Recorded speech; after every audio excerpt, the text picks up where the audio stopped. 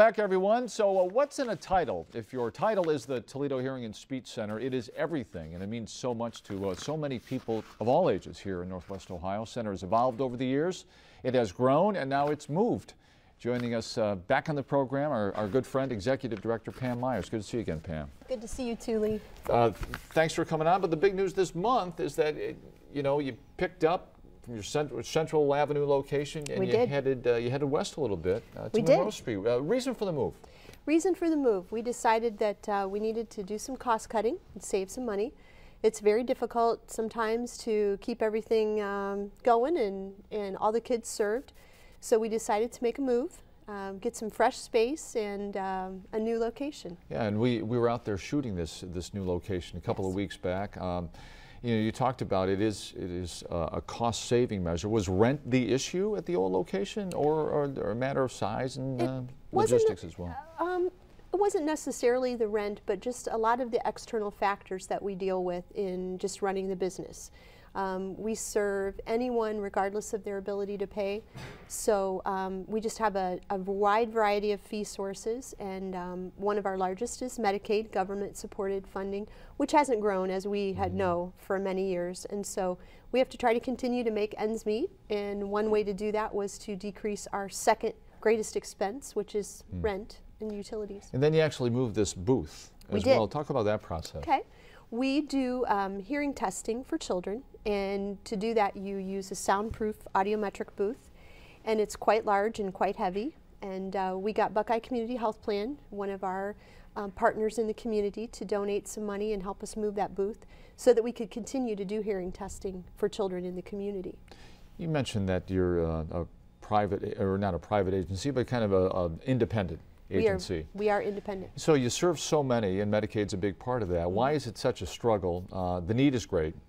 The center has grown. Yes. Your services have expanded. Yes. Autism, working with kids through music.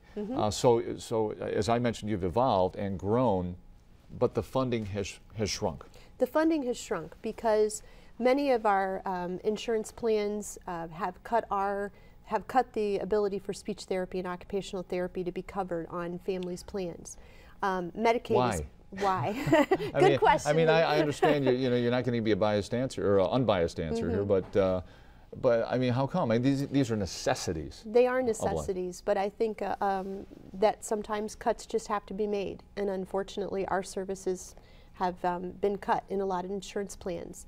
On the Medicaid side, the government-supported side, that reimbursement is actually decreased as our state has been in a financial situation. So we do a lot of fundraising and a lot of donor cultivation to people that are important, people that believe in our mission, people that understand the importance of what we do, and that communication is very important to any individual person. It's interesting. We have superintendents on this program, and we have executive directors of other nonprofits, and it seems like it always comes back. You have the job to do as a healthcare professional within your center, but your other job, which may take up more of your time, is out here raising money. Yes.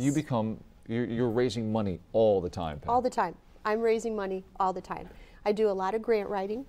We're actually having an open house in our new location, which I'm sure we'll talk about, but through a lot of different grants, I was able to buy some very needed new equipment that we need to serve the kids. That's how we get a lot of the stuff in our center to serve our kids, is through grant writing and all the fundraising that I do. And the kids just don't come to you. You go out to the children as well. Explain what that's all about. We do. In our autism program, we serve children out in their school classrooms, right where they're at. We also go out into the home and do services in the home. We also do school contracting, so we're out in classrooms supporting kids both in Toledo and in the suburbs. Now, you're the executive director by trade, though. You are? I'm a nurse, yes. But so you become nurse, business person, and then kind of the chief cook and bottle washer of this whole operation here. Absolutely. So absolutely. When people come to the center, the open house, let's explain when it is and what they're going to encounter when they get there. Okay. We are holding the open house. Oh yeah, there's the booth. We are holding the open house on Wednesday, February 6th. We open at 8 o'clock in the morning. and we'll be there till 6 that evening, and people can come anytime during the day. We would like to give them a tour, introduce them to our new space, talk to people about what we do. We do a lot of summer programs in the Autism Center, so we want to talk to people about that.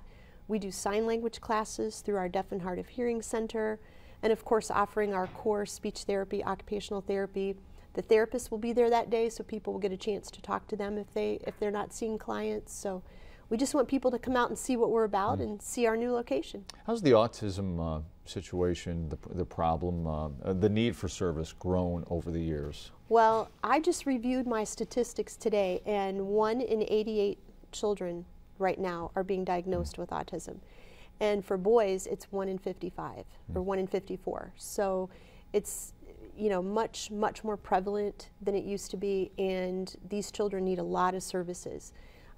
Core services that they need, speech therapy, occupational therapy, many times behavior management, which is what our autism program provides. And what about the need for specialists in the autism field? Oh, we always need specialists in the autism field. We speech therapy, occupational therapy with that pediatric focus. We need workers who are familiar with just the autism spectrum diagnosis, behavior management people, social workers, psychologists, all different types of people work on children's cases that have autism. Let's talk about one of those big fundraisers that you mentioned. It is one of the biggest of the year. Yes. Correct? Coming up? Yes, coming up. Celebrity Wait Night? Our Celebrity Wait Night. Date, location, give us all the details. All the good stuff.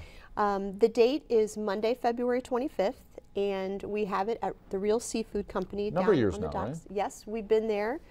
This will be our 6th year there.